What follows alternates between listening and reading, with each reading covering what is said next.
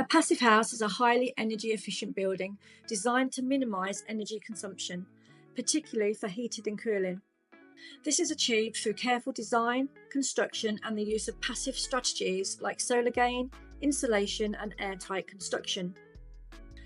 Building to passive house certification using shipping containers is notoriously difficult due to the cold steel structure. Thermal breaks were used to prevent heat loss using an American product called Armotherm, which has a high compressivity that will take heavy loads and a low conductivity to reduce heat loss. So before we began construction, we needed foundations. Our soil is heavy clay soil that over time could result in subsidence.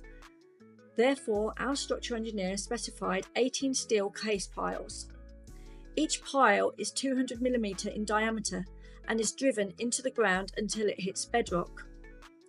Most piles were driven between 8 and 14 metres and then filled with concrete and rebar.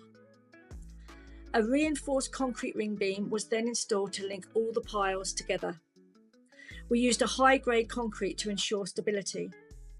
Next, 18 galvanised steel legs were fabricated and bolted to the concrete foundation, and Armotherm was bolted to the tops of the legs. That material, 200 by 200 square millimetres, is hidden but an essential part of the build. Its job is to thermally break the house from the foundation, reducing heat loss through the steel structure. We still had another job to complete before the containers could be placed on site. A structural steel undercarriage comprising of I-beams throughout the whole perimeter of the building.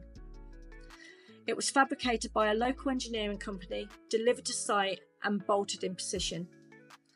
Finally, we have a base to mount the containers onto.